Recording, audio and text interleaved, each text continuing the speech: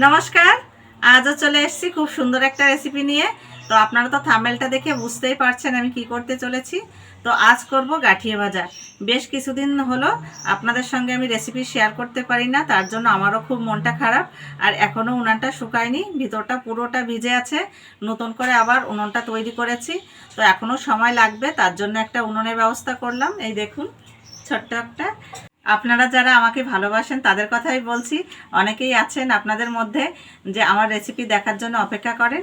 তো তার জন্য এই উনুনের ব্যবস্থাটা করলাম। এখন আমি তাহলে রেসিপিটা শুরু করব। আর কথা নয়, অনেক কথা বলে ফেলেছি। তো রেসিপিটি করার জন্য এখানে আমি বেসন নিয়েছি, এই বাটি মাপ করে 1 বাটি বেসন নেব, সামান্য লবণ। আর চেলে নেব, অবশ্যই বেসনটা এইভাবে চেলে নিতে হবে। এই দেখুন কতটা ডেলা বেরিয়েছে, এই ডেলাটা দেব না, ফেলে দেব।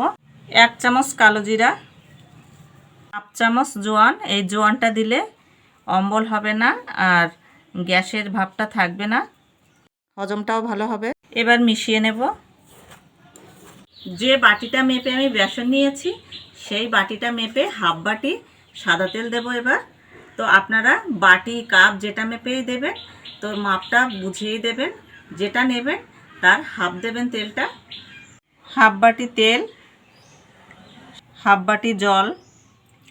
এখানে নিয়েছি বেকিং সোডা, তো 1 চামচের 3 ভাগের 1 ভাগ। এবার ভালো করে ফেটিয়ে নেব। তেল আর জলের মধ্যে যে বেকিং সোডাটা দিয়েছি, এবার ভালো করে একটু ফেটিয়ে নেব। আর এইভাবে ফেটালে কালারটাও চেঞ্জ হয়ে যাবে। তো বন্ধুরা, আজকে যে রেসিপিটা করছি, আপনাদের যদি এই রেসিপিটা ভালো লাগে লাইক শেয়ার কমেন্ট করে পাশে থাকবেন। আর সাবস্ক্রাইব করতে ভুলবেন না যদি ইউটিউবে দেখে থাকেন। আর যদি ফেসবুকে দেখেন পেজটা ফলো করে পাশে থাকবেন। তো আপনারা তাহলে দেখতে থাকুন। দেখুন কালারটা কত সুন্দর চেঞ্জ হয়ে গেছে। বেকিং সোডা, জল আর তেলটা কত সুন্দর মিশে গেছে। এবার এটা দিয়ে মেখে নেব, অল্প অল্প দেব আর এইভাবে মাখতে থাকবো।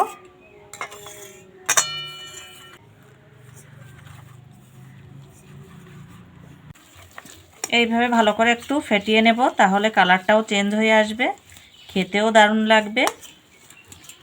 এখানে একটা প্যাকেট নিয়েছি, এবার এই মগের মধ্যে দিয়ে দেব।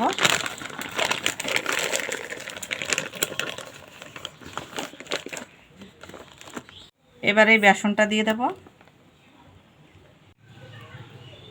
প্যাকেটটা এবার তুলে নেব। এবার চেপে একটা সাইড করে নেব। এখানে একটা বোতল নিয়েছি, এবার মুখটা খুলে নেব। সামান্য একটু তেল দেব, সাদা তেল। মুখটা এইভাবে আটকে তেলটা এইভাবে চারিদিকে ঝেঁকে নেব। তেলটা সব জায়গায় মেখে নিলাম। এবার এই প্যাকেটের এই কোণা থেকে কেটে নেব।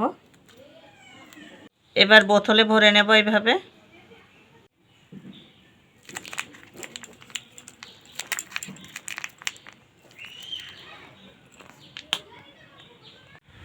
এখানে যে বোতলের মুখটা, এবার একটু ছিদ্র করে মোল্ডের মতন করে নেব।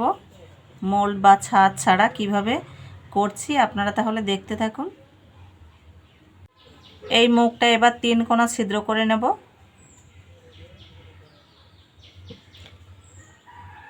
আগে যে মুখটা নিয়েছিলাম একটু বড় হয়ে গেছে ছিদ্রটা, তাই আরেকটা মুখ নিলাম এখানে। এবার এইভাবে মাঝখানে ছিদ্র করে নেব। এইভাবে 3 দিকে পেরেকটা দিয়ে একটু ছিদ্র করে নিতে হবে, তাহলে 3 কোণা হয়ে যাবে। এই দেখুন কত সুন্দর হয়েছে। এবার মুখটা আটকে নেব। এই দেখুন ঠিক এরকম করে বেরোবে। উনুনটা ধরিয়ে তেলটা বসিয়ে দিয়েছি।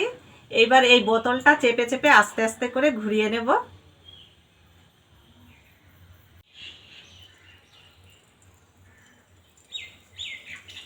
এইভাবে ঘুরিয়ে ঘুরিয়ে নেব।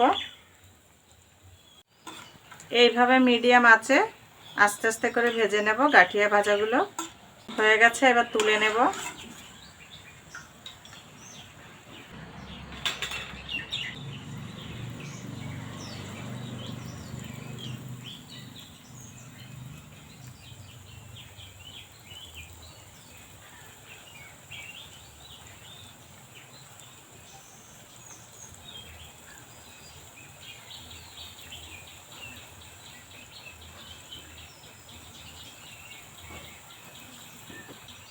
এইভাবে অল্প অল্প করে ভেজে নেব।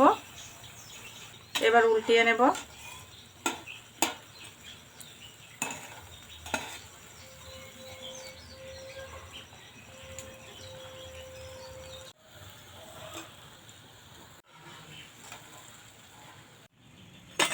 এক এক করে এইভাবে সব ভেজে নেব, ঠান্ডা হলে একদম মুচমুচে হয়ে যাবে। করে গাঁঠিয়াগুলো এইভাবে ভেঙে নেব। দেখুন কতটা মুচমুচে, ঠান্ডা হলে আরও হয়ে যাবে মুচমুচে।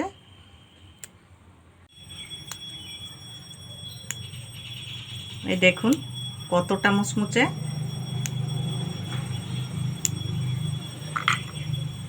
দেখুন কত সুন্দর হয়েছে, দেখে কেউ বলতেই পারবে না নিজে হাতে তৈরি করা, একদম দোকানের মতন।